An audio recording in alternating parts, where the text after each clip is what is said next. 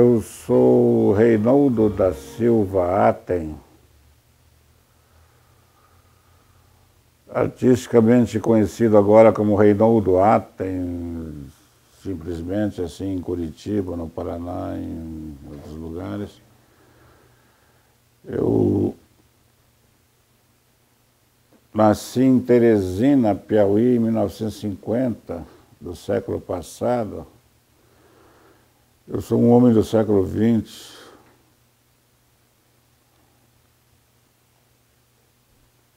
Mas viemos para Curitiba eu ainda muito cedo, com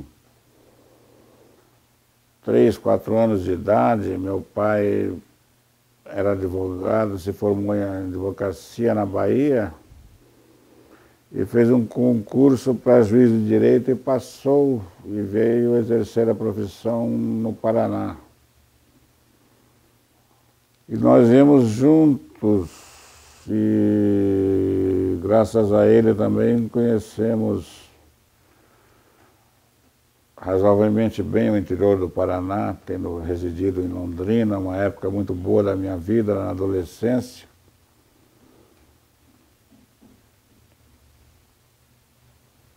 Depois de percorrermos o interior do Paraná e Londrina, meu pai foi transferido para Curitiba e viemos com ele para cá, morar definitivamente aqui. Embora já fosse curitibano desde que viemos para cá inicialmente, né?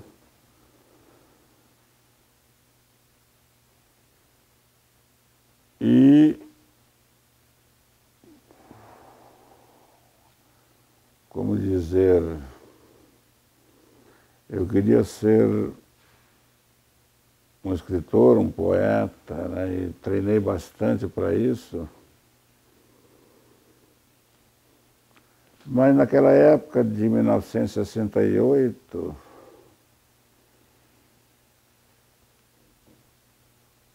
tudo convidava para o movimento social, né?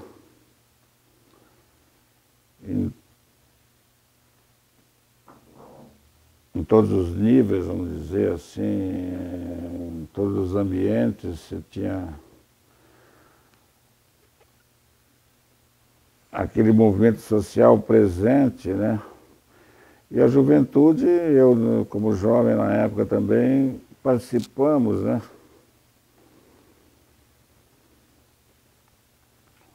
O senhor já morava em Curitiba? Já morava em Curitiba. Que ano o senhor veio para cá? Eu vim para cá em 1954. O senhor estudava onde? Estudei no Colégio Bom Jesus, no Colégio Santa Maria, no Colégio Militar, em vários colégios ótimos de Curitiba, né? E eu sou um curitibano, né? Praticamente. Virei E quando que Curitiba. o movimento estudantil tomou forma na sua vida?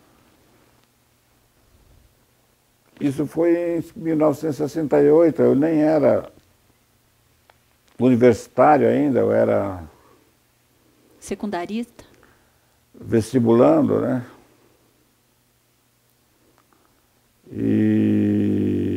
Mas eu me envolvi na proposta social do movimento, não tanto das reivindicações específicas dos estudantes, como na universidade sem Pública e gratuita? pública gratuita, né, essas questões, mas eu estava muito mais empolgado também nas questões mais sociais, mais amplas do movimento, em direção à sociedade socialista, né? Quem eram seus amigos? Quem eram as pessoas com quem o senhor se relacionava nessa época de 68? Bom, quem me trouxe para essa ambientação de esquerda foi a Sueli, que foi minha namorada na época, né? E a Teresa Urban, que era companheira dela e já participava desses movimentos e me convenceu a participar também. Eu Me empolguei sempre pela proposta socialista. O senhor chegou a fazer parte de alguma organização nessa época? Ou o senhor era alguém da base, alguém que ia às manifestações, fazia as panfletagens? Qual era o seu envolvimento de verdade? Não, eu não cheguei a conhecer, a participar daquelas movimentações maiores que houve em Curitiba, no movimento estudantil, né? Até a tomada da reitoria e várias outras atividades do movimento. Eu não cheguei a participar assim do movimento de massas. Eu comecei a participar mais depois do ato 5, o ato institucional número 5, né? Que é tido como o golpe dentro do golpe, né? A ditadura dentro da ditadura, quer dizer, a ditadura de 1964 e 1968, em dezembro de 1968, eles institucionalizaram o ato institucional número 5, que veio a fazer o golpe dentro do golpe, né? Mas o senhor chegou a ser preso junto com o pessoal da Chácara do Alemão?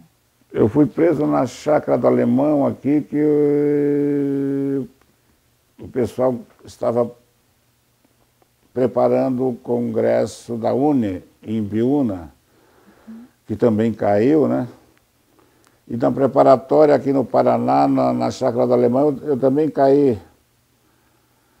Mas fiquei um dia só, né, preso. O senhor fazia parte, então, do grupo que estava organizando, preparando esse mini congresso? Eu procurava ajudar, procurava participar, né, estava mais também assessorando, né. O senhor ainda não tinha entrado na faculdade? Não era universitário ainda, né. E como é que foi esse dia? Como é que foi essa prisão, essa surpresa? Bom, dessa organização? Nós já, na época, a gente previa que poderíamos ser presos, claro, a gente era consciente da época da ditadura, né? Mas que o congresso da UNE deveria ser realizado, mesmo que de forma clandestina, né? Foi um sonho de época, não sei se um erro ou um sonho, como dizer, mas muita gente participou daquilo. Era uma efervescência de movimento estudantil em 1968, né? Atingiu muita gente, várias classes sociais se envolveram, não só estudantes, classe média, né?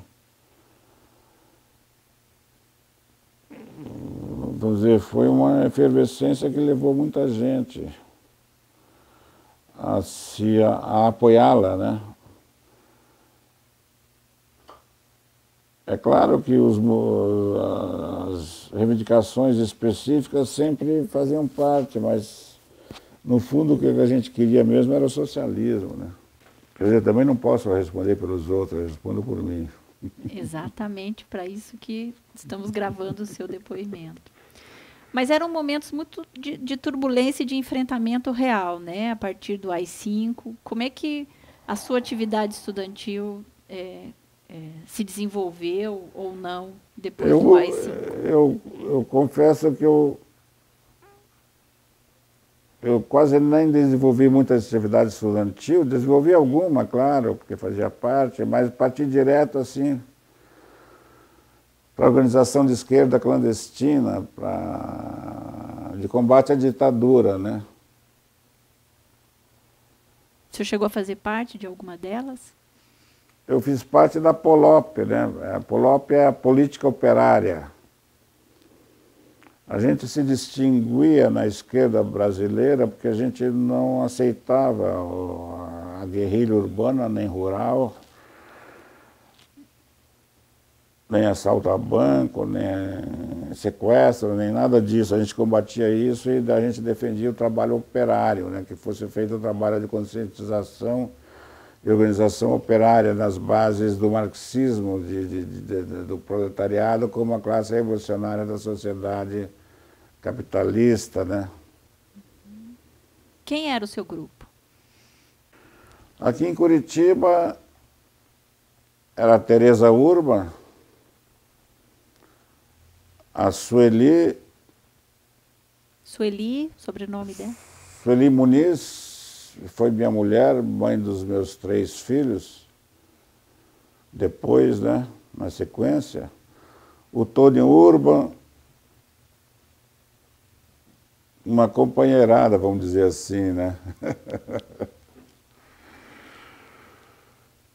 O Tony Urban foi, assim, de uma participação muito significativa, né? Junto comigo, né? Da minha participação pessoal até, né? O que vocês pregavam, no que vocês acreditavam naquela época e quais os tipos de ação que vocês desenvolviam? Bom, a gente da Polop, a gente queria realizar atividades junto à classe operária. Como depois eu indo para São Paulo, eu tive que fugir para São Paulo em 1970, que o pessoal daqui estava caindo, estava todo sendo preso. Eu fugi para São Paulo em 1970 e continuamos a desenvolver atividades lá, que era o centro da organização, porque tinha proximidade com a classe operária do ABC paulista e a gente centrava esforços ali na consecução de panfletos, jornais operários e outras atividades da qual eu não participava diretamente, né? Mas eu participava de retaguarda, na confecção de jornais. Aliás, tínhamos uma equipezinha boa, eu e o Tony Urban, que foi com a gente para lá também, né? A gente tinha montado até um esqueminha bom de redação de artigos e confecção e produção e distribuição para o Brasil inteiro, inclusive, né? Mas principalmente no ABC paulista, ali na região do ABC, né? Que era onde a organização procurava concentrar seus esforços. Mas tudo isso na clandestinidade, né? Qual o seu nome na clandestinidade? Eu tive vários. Eu fui Alceu, fui Clóvis, nome de guerra, né? E quanto tempo o senhor ficou em São Paulo, nesse esquema clandestino? Ficamos uns 3 anos clandestinos em São Paulo, atuando. E fomos presos lá também, né, em São Paulo, pelo DOPS, pela equipe do delegado Fleury, famoso torturador e chefe do Esquadrão da Morte de São Paulo. Fomos presos do DOPS pelo delegado Fleury e sua equipe. E ficamos 1 mês e meio sendo torturados, pau de arara e tal, e tudo, né?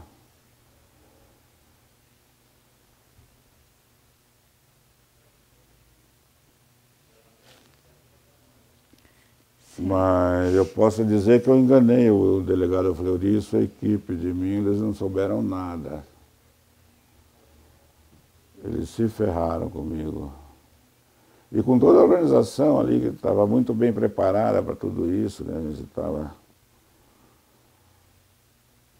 não sei se bem preparada ou não, né? Se é que alguém está preparado para isso, né?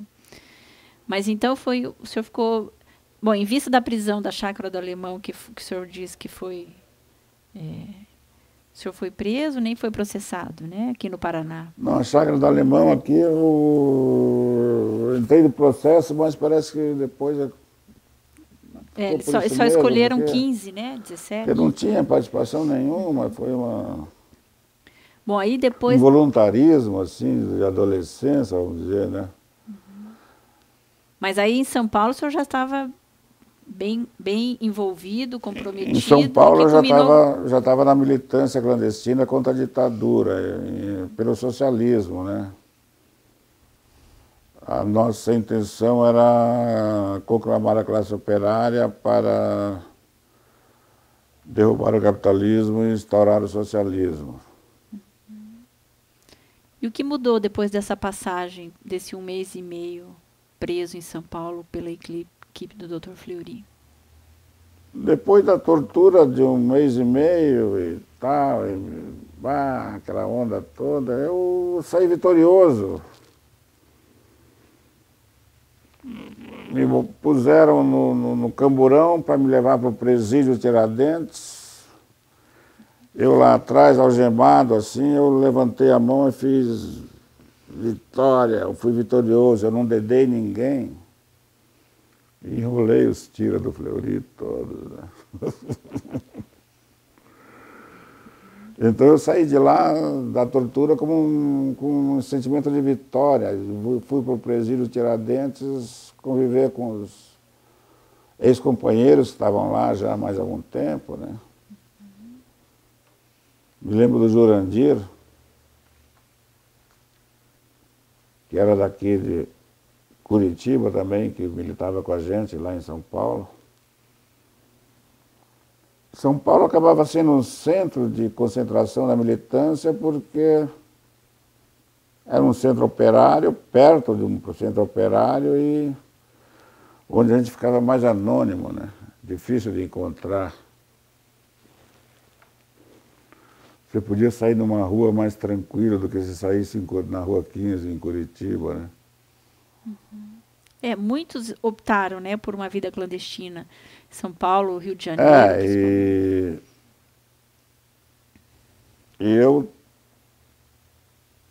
estabeleci uma casa em São Paulo, morando com a Sueli, minha mulher na época, né? Que depois foi mãe dos meus filhos, mas que na época ainda não tínhamos filhos.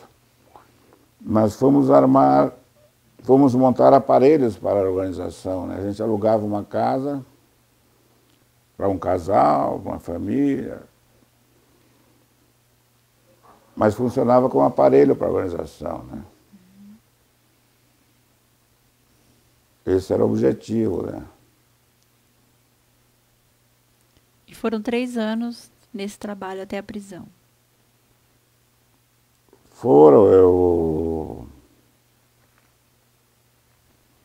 Participou de algum evento que tenha tido repercussão na época? Não, nosso trabalho era muito clandestino, não teve nada de repercussão nenhuma, assim, na mídia, nada. A gente procurava se esconder para não aparecer. Okay. Não, eu digo assim, alguma ação, né, que também demonstre a resistência, né? Porque a gente tinha contato com as bases operárias, e a gente não queria levar desconforto ou perigo para essas bases operárias, que a gente prezava muito. Então a gente procurava também se prezar na questão de segurança para não levar perigo aos outros, os companheiros que estavam militando com a gente e aceitando enfrentar aquela barra pesada, né? Em nenhum momento o senhor pensou em pegar em armas ou partir para uma ação mais radical? Não, pegar em armas, nada a ver. A ditadura era muito mais forte. Isso a gente considerava, eu considero até hoje, que pegar em armas era suicídio, como foi suicídio, todas as tentativas de guerrilha no Araguaia, em outros lugares, aquilo foi um suicídio, um absurdo,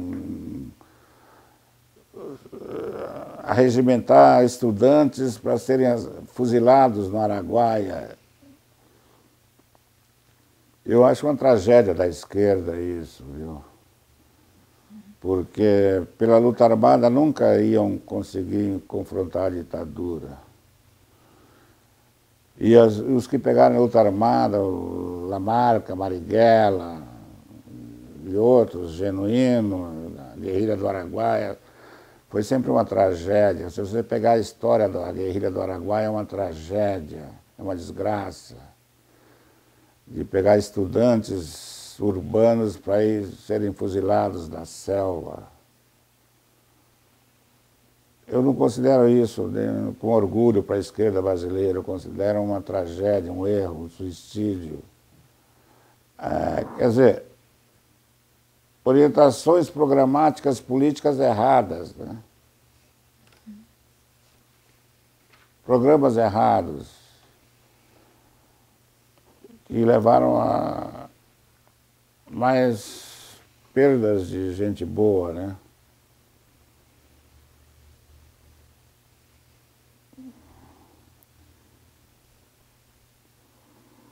Eu acho uma tragédia, Lamarca, Marighella, tudo isso foi um vexame, eu acho ridículo.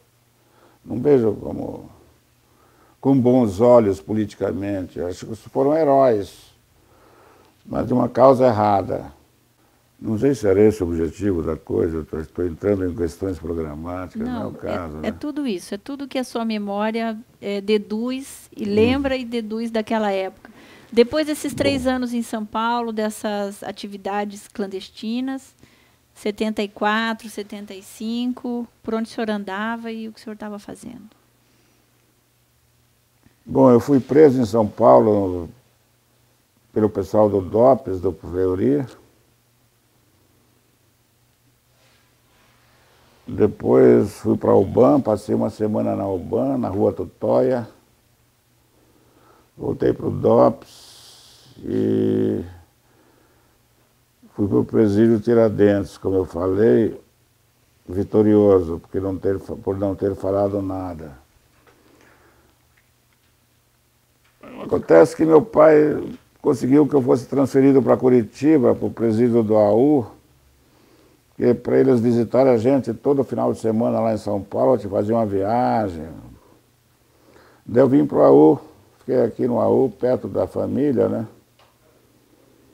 Com companheiros bons também, que eu lembro até hoje, o China, o Zequinha, o Tony e vários outros.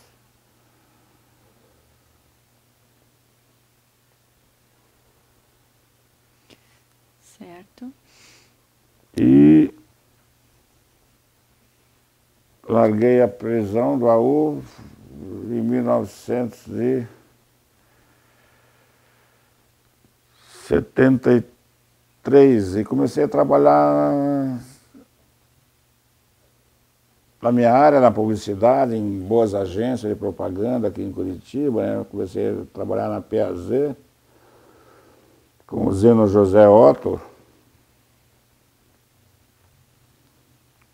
o Paulo Vitor, uma turma legal, né?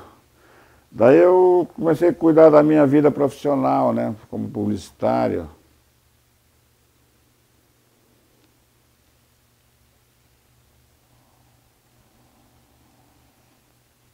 O senhor acabou se estabelecendo aqui em Curitiba com acabei... com a Sueli. Ela também foi presa com o senhor? A Sueli foi presa comigo, mas ela foi solta logo dentro de um mês, porque a gente tinha combinado que, por exemplo, se ela fosse presa e eu também, eu assumia tudo. Dizia que ela estava só seguindo a minha vontade do marido, né? Aquelas ideias machistas que acontecem, mas que a polícia acredita nisso, né? Então eu cheguei lá e falei, não, ela só está fazendo o que eu mandei ela fazer. Em 1 mês e meio ela foi solta, porque a gente já tinha uma filha pequena. Mas ela era tão militante quanto o senhor. É. E minha filha estava com a avó, então a Sueli saiu rapidinho e foi cuidar da filha, né? E ela chegou a ser torturada, interrogada, Foi, torturada? igualmente. Igualmente, pela equipe? Pelo Fleury.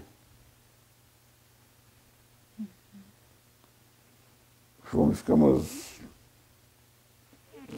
Eu num pau de arara aqui, ela no pau de arara ali.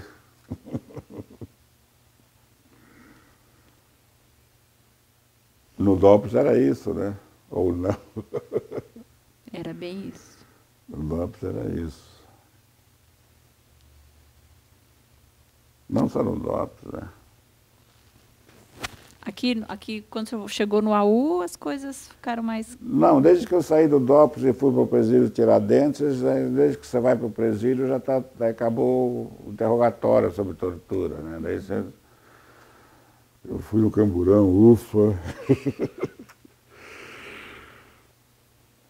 Não, um trunfo que eu gosto, que eu prezo, é que eu não dedei ninguém, sabe?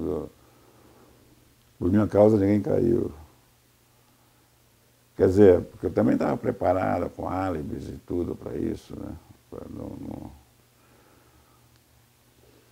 Mas também numa situação dessa, a gente também não pode, né, condenar ninguém que por algum momento, né? Também, porque claro. é uma situação muito radical, vamos assim dizer, né? Em que exato.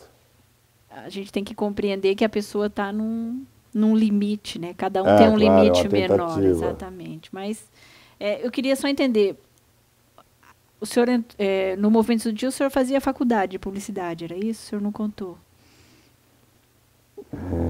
O senhor passou no vestibular? Não, eu não fiz faculdade não de publicidade, porque na época não existia.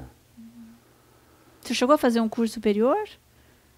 Eu fiz mais tarde, eu fiz letras mais tarde, depois fiz mestrado em literatura. Isso depois de ter voltado para Curitiba?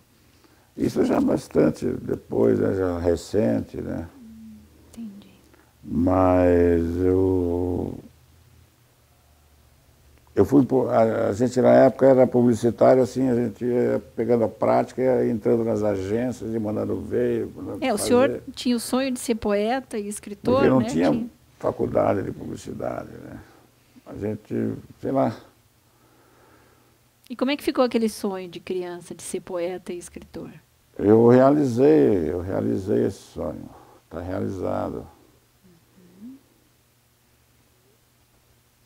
Eu estou com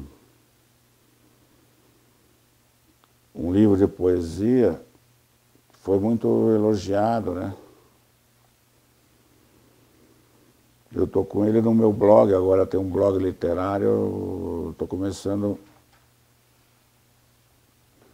a focar nesse livro, né?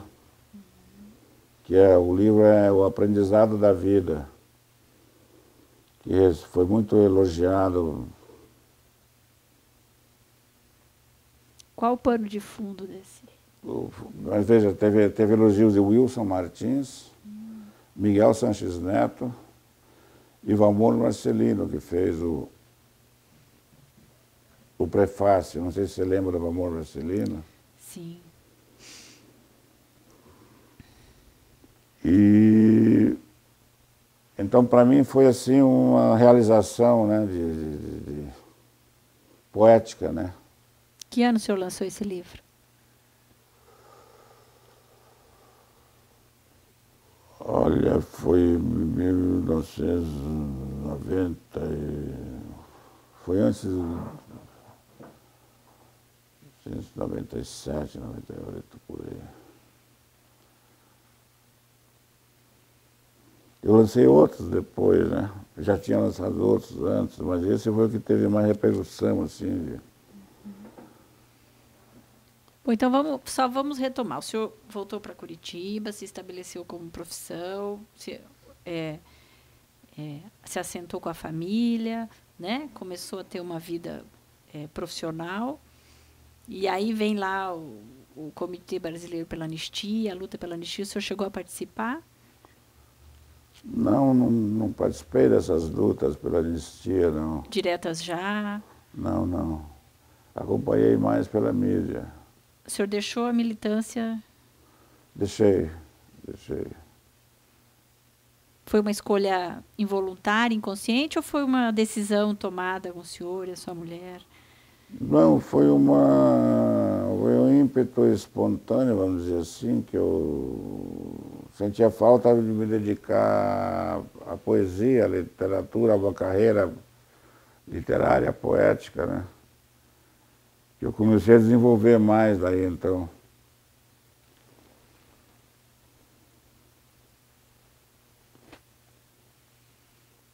Daí, paralelamente a tudo isso, eu fui fazendo uma carreira literária, né? publicando livros, e escrevendo,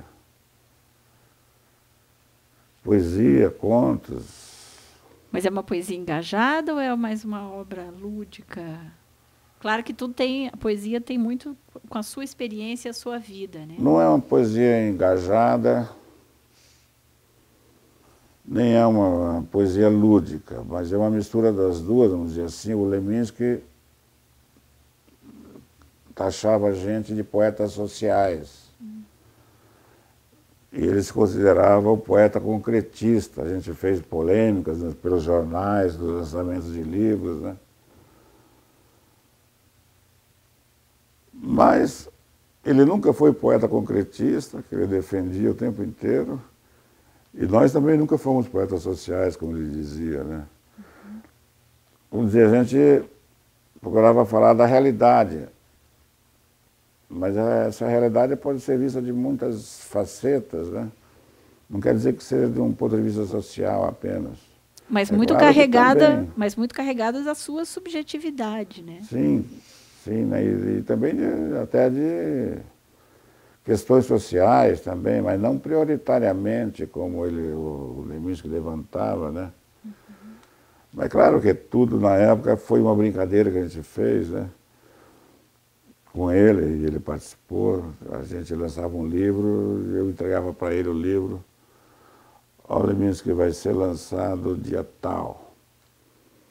Dia tal ele já aparecia no jornal com uma crítica no livro. Bem ao estilo Leminski, né? Mas daí a gente respondia na outra semana, e ele respondia na outra, assim, o nosso lançamento de livro ficava na mídia por um mês, vamos dizer assim, né? Uma polêmica boa até, porque ele mantinha num alto nível, né? Sempre foi uma questão polêmica mais teórica, literária, do que pessoal, porque acabei eu ficando até amigo pessoal dele por causa disso, né? Foi uma das maneiras até que eu também me aproximei dele, nessa questão das polêmicas literárias, porque a gente lançava um livro e eu ia entregar para ele criticar, né? E de certa forma é uma forma de resistência, né? Era uma forma de discussão cultural, né? Uhum. Ninguém estava contra ninguém, né? Até o saldo disso foi a amizade depois, né?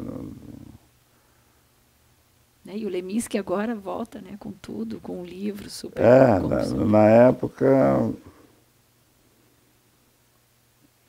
por exemplo, né, o nome da minha filha caçula foi ele que sugeriu, né? Qual que é o nome? A Jaci. Jaci. Foi sugestão dele. Eu aceitei, achei bom, aceitei. Qual o nome dos seus filhos? A Jaci, a Lu e o Guilherme. Moram em São Paulo, já estão casados. E hoje o senhor pertence a algum partido político? Chegou a pertencer a algum partido político? Não, eu abandonei a militância política totalmente. Não fico alheio, né? Eu tenho minhas preferências e faço minhas discussões no Facebook.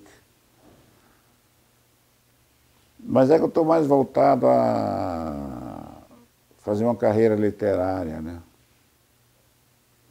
Em termos nacionais, né? Em nível nacional, não ficando só em Curitiba e Paraná, que eu já fiz a vida inteira, né?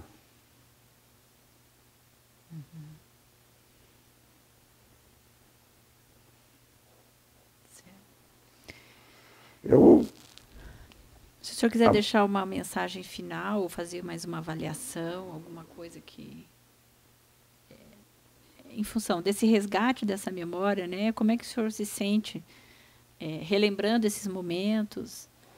Eu sou um cara de esquerda, sempre fui a vida inteira, continuo sendo, né? Eu sou fã de Che Guevara e Fidel Castro. E acho que eles são os melhores para a América Latina. Mas não no esquema das esquerdas brasileiras que quiseram transplantar a guerrilha para cá, né? Não nesse sentido. mas no sentido geral da Revolução Socialista mesmo, né? Ainda sou entusiasta, embora não creia no fim do capitalismo. Você tem reservas em relação ao fim do capitalismo? Acho que não vai acabar. Quais são os mecanismos de luta, de resistência a esse capitalismo, na sua avaliação? Eu acho que os movimentos sociais estão se manifestando, né? Cada um à sua maneira. A gente vê aí uma movimentação de milhões, depois de setores e greves setorizadas. Então, quer dizer, os movimentos sociais estão se manifestando. Eu acho que isso compete a eles e que tenham boas lideranças e boas perspectivas, eu torço por eles. Mas eu, pessoalmente, eu hoje em dia sou um escritor e quero mais escrever e publicar meus livros. O senhor está escrevendo algum recentemente? Terminei de fazer um recentemente sobre um mito indígena brasileiro, né? Recuperar a mitologia indígena milenar, né? Nesse sentido, assim, e transformá-la num parâmetro da cultura brasileira, né? O título é Maivotinin, Nosso Avô. Maivotinin é uma entidade indígena milenar, um herói criador, assim, até mais importante que Macunaíma, do Mário de Andrade, né? Falar em mito, o que o senhor acha de pessoas que ainda acreditam que a repressão e a ditadura foi um mito, que não aconteceu? Pois é, eu estava falando com um amigo meu, hoje acho que ainda, pessoas na internet dizendo que não houve ditadura no Brasil, pessoas assim, publicitários, escritores. Eu comento na internet, no Facebook, eu comento, seu ignorante, você não sabe de nada, vá ler. Porque já houve tantos livros a esse respeito publicados pelo Brasil inteiro sobre a ditadura, livros famosos. Esse pessoal não acredita que houve, não aconteceu, porque eles são ignorantes, não tem outro qualificativo, né? Não leram nada.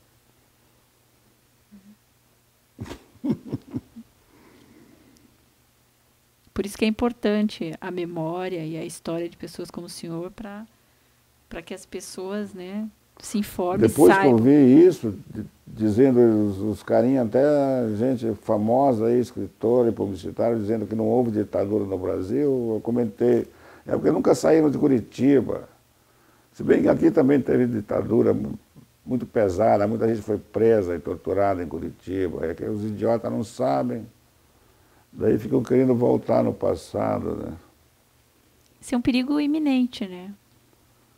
Não é perigo iminente, mas eu estou surpreso de ver como tanta gente pensa assim, dessa maneira tão direitista, né? Não acreditava que fosse assim, viu? Achei um absurdo, uma obtusidade. Entrei em contato com esse tipo de coisa no Facebook, né? Na internet. Já mandei alguns para aquele lugar e cortei contato. Como um bom homem de esquerda.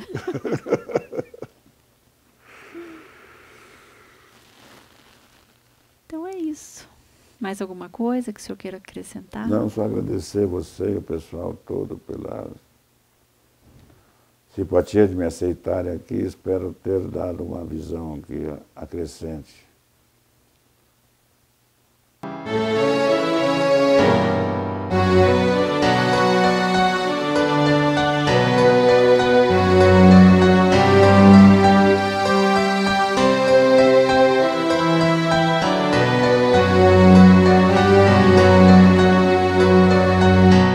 Ouça bem esta canção, ela fala pra você.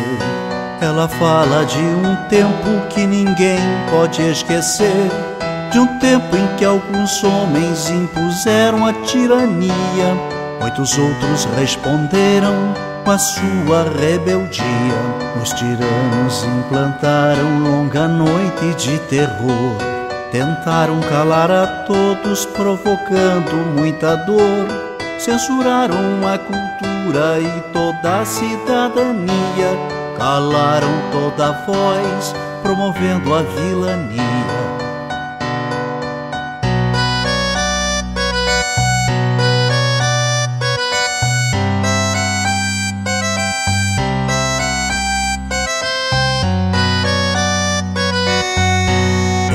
Fábricas, escolas, nas ruas e construções, reagiu o nosso povo à violência dos grilhões. Resistiram estudantes, camponeses e operários, foram homens e mulheres a enfrentar os sanguinários. 3 reis, Zé e Désio, Seixas, Isis, Marighella, entregaram suas vidas pra vida ficar mais bela. Muitos outros foram mortos por lutar contra a opressão, ou desaparecidos, ou no exílio ou na prisão.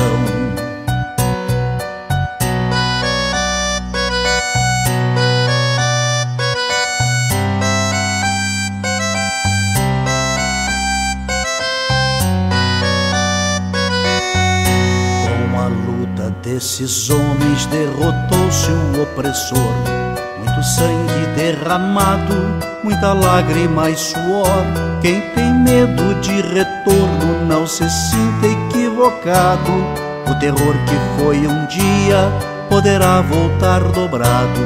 A mesma vigilância de quem ama a liberdade poderá impedir que volte o império da maldade. Mas a luta continua por justiça e pelo pão, pela reforma agrária, por saúde e educação.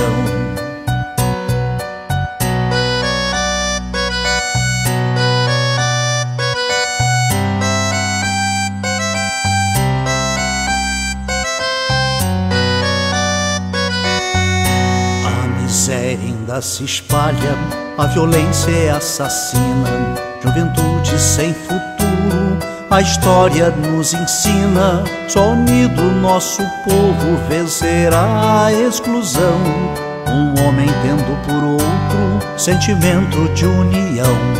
O recado já está dado pro vizinho e seu irmão. Quando a luta cai, o outro estende a mão. Não se cale quem tem fome, quem tem sede de ternura, pois a vida favorece a quem luta com bravura.